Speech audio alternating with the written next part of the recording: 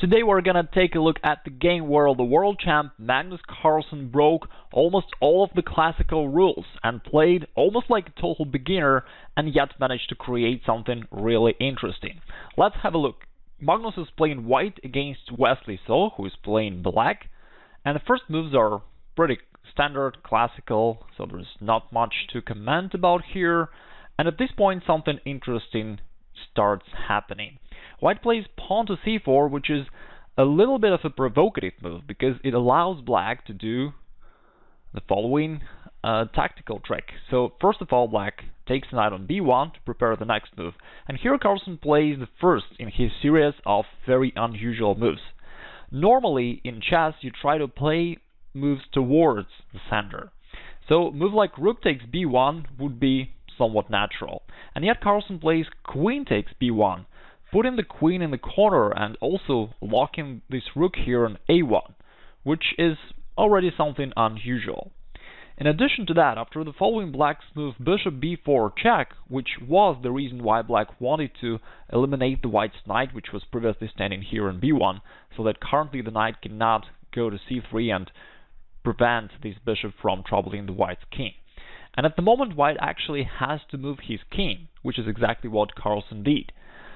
Normally you don't want to move your king and leave it in the center, but in this case white has no choice, because if white tries to cover the king by playing knight to d2, which did not happen in the game, black would follow up with knight to e4, and due to the pin, the knight on d2 will be lost. Certainly Carlsen didn't fall into such a primitive trap, so instead of this he just played king to d1. And that's another pretty unusual situation. Like, usually the d1 is the square for your queen, right? In the beginning of the game, not for your king. And yet this is exactly what happened here. Black played bishop d6, offering an exchange of the bishops. And here comes another surprise. Carlsen played bishop g5, which is the second move of the same piece in an opening, while the classical rules suggest that you should not move a single piece twice in an opening. Instead, you need to take care of development of your other pieces. But in this case, what was the purpose of this move, bishop to g5? If you're familiar also with some of my previous lessons, you know that there is this rule which says to take is a mistake. Usually when you take, which Carlsen didn't make in the actual game, you help your opponent to activate his pieces. In this case, black would be able to advance his queen to a more active square.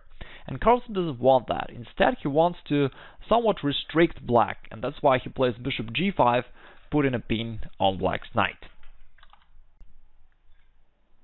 Wesley played pawn to h6, asking the white's bishop to make a decision, and Carlsen takes that knight on f6, trading off his bishop, and then he takes on d5. And here, once again, just let me ask you, how would you play here as white? Well, normally when you have almost all of your pieces standing on the first rank, you want to develop your pieces somehow. And this is exactly what most players would do here, but instead Carlsen plays another very unusual move. He plays pawn to e4. He somewhat starts attacking in the center, even though his king is actually vulnerable, exposed, standing there in the center, and once again, all of his pieces are still on the first rank, almost all of them, with the exception of the knight. So the move seems to be really strange, almost like a beginner-level mistake. But of course, when Carlsen is playing, you know that there is a certain idea behind it. And in this particular position, Carlsen just calculated that tactically, black can't take the pawn. And you actually may violate the rules if you calculated the variations, and you've seen that the variations, the following lies, are in your favor. But of course you got to be extremely careful and check the variations twice when you make a move which is such a risky move as this pawn to e4 move. By the way, I'm going to record a couple more videos about these unusual techniques that help you to seize the initiative and win the games. So if you're interested, subscribe to the channel if you haven't already, so that you don't miss out on those new videos. So what happens if black makes the most natural move and takes that pawn on e4? In the game, Wesley didn't grab the pawn, he played another move instead, which we will take a look in a while, but let's just see what would happen if black decides to take the pawn and open up the center. Then obviously white would recapture, which is check to black's king, and double attack to the black's pawn on b7, which is the whole point of the white's previous move, pawn to e4. And because of this double attack, black should not really go into this line, because then whatever black does here, for instance bishop e7, white would grab that pawn, and not only it wins the pawn, but there is no way for black to save the rook on a8. Therefore here black would simply lose the game right away. Certainly Wesley Sol, being one of the top players in the world, calculated this line as well and played another move instead. At this position, instead of taking the pawn, black played bishop to e7, because you may notice that the idea of the pawn advancement to e4 is not only to take the pawn on d5 potentially, but even more so to just push the pawn forward to e5 with a fork on black's bishop and queen. Therefore, to prevent this, black played bishop e7. And here comes another unexpected move from Carlsen. In this position, normally you would expect white to probably push the pawn forward, or maybe take that pawn on d5, do something like that, but Carlsen played an intermediate move, which is something that most players usually overlook, and he played bishop to b5. What's the idea of this move? Normally in a situation like that, black would certainly want to develop his knight to c6. In general, it's the most active square for the knight, and in the vast majority of the cases, if you can, you should move your queenside knight there. But in this case, obviously, if black would do this, white can take the pawn on d5, and now this knight is in trouble due to the pin, and currently the knight is attacked. Therefore, instead of developing the knight there, black has to do something else. So he played pawn to c6, which actually takes the square away from the knight, and that was the whole point of the Carlsen's intermediate move bishop b5 check. And now white pushes the pawn to e5, attacking the queen. Generally speaking, white wants to keep the center closed, because once again he has his king standing there, and he doesn't want black to be able to open up the lines and attack the white centralized king. Black plays queen f4, bishop d3, but Wesley Sol insists. He plays pawn to c5. He still wants to open up the center and take advantage of the white's too optimistic play in an opening stage. Carlsen takes the pawn, knight goes to c6. Black doesn't take the pawn back immediately because he knows that he can do it anytime, and also he's ready to take back another pawn on e5. And, well, you can see that actually starts looking somewhat dangerous for white with his centralized king. So Carlsen plays queen to c1, offering an exchange of queens, because he certainly knows that in an endgame there is no reason for him to worry about his king's safety. Wesley Sol doesn't want that. He removes the queen to b4, white plays a3, trying to insist on this exchange, and after black captures the pawn queen to c5, a lot of people would just happily trade off the queens, but it would just lead to an equal endgame. And instead, Carlsen plays another very interesting move. He plays king to e2, just somewhat finalizing his development and offering black to capture on c1. And that's a very interesting moment again. Like, it's in our human nature to release the tension, to seek clarity, and if you have the opportunity to take, we tend to do this. While in reality, it's usually a lot better to let your opponent to start this exchange, because in that case, imagine black takes on c1, that would help white to bring the rook into play with a tempo, right? So this would be in favor of white, and that's the purpose behind the move king to e2. However, in this position, Wesley decided to punish white for not trading the queen, so he instead played knight to d4, which is check, and after the exchange of knights, now white can't exchange queens anymore. Plus, the white's pawn on e5 being attacked, so Carlsen played pawn to f4 to protect the pawn, and black castled. White plays queen to d2, also preparing a discovered attack, which may become big trouble for black after eventual bishop to h7 check. Therefore, Wesley removes the queen, and white plays rook to e1, bringing the rook into play and somewhat preparing this artificial castling. If king can possibly go away in the future, that this would create this artificial castling. But Wesley knows that he needs to try to open up the center and start the attack quickly, so he plays pawn to f6. He knows that if he can just open those lines, the E line and the F line, then the white's king can be in big trouble there, standing on the central line. And at this moment, Carlsen played yet another highly creative move, which I guess a lot of players would never play. By the way, let me ask you this question. How would you play here if you are white? Let me know in the comments below.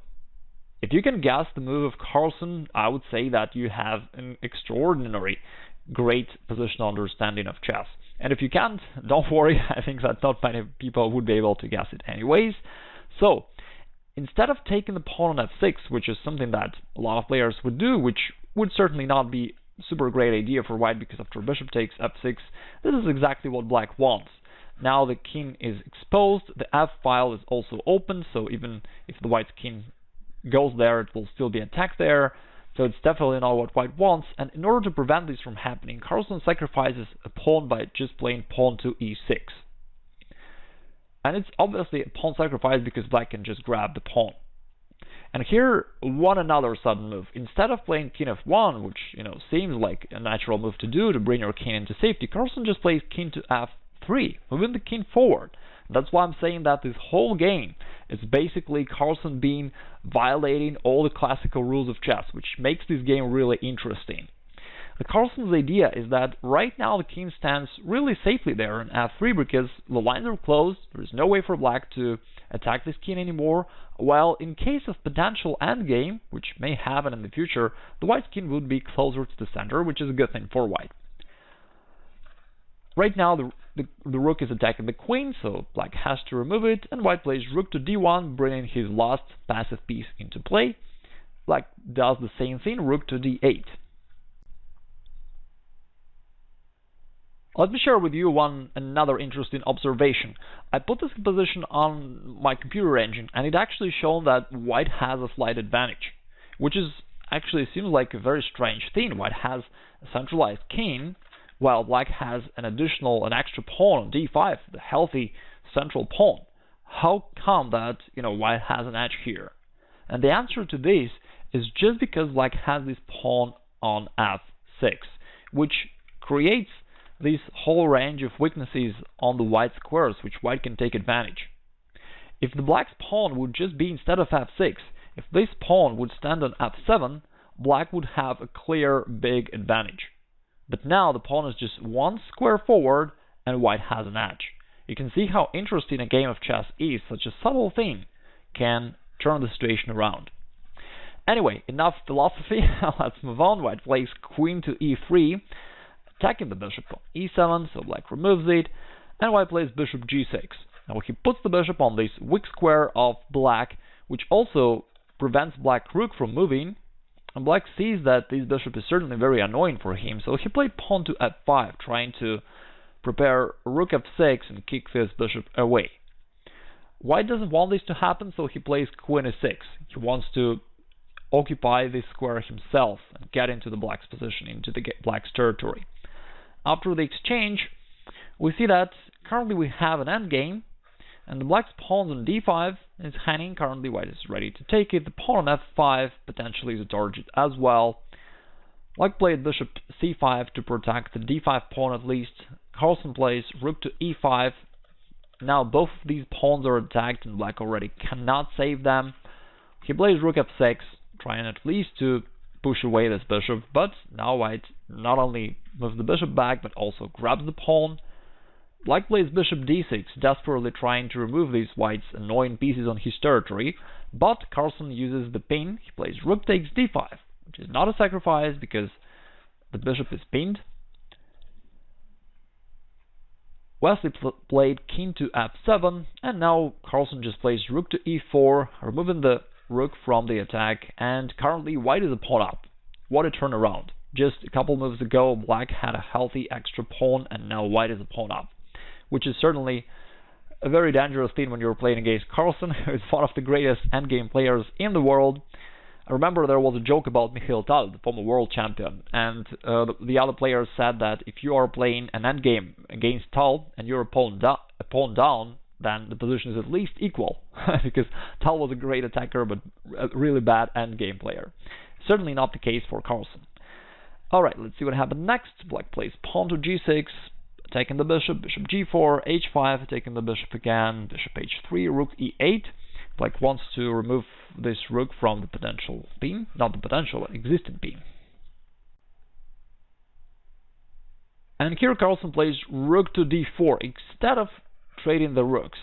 And again, pay attention to this thing. It's really interesting to see how Carlsen, throughout the entire game, does not want to trade the pieces when he's offered such an opportunity, when such an opportunity exists.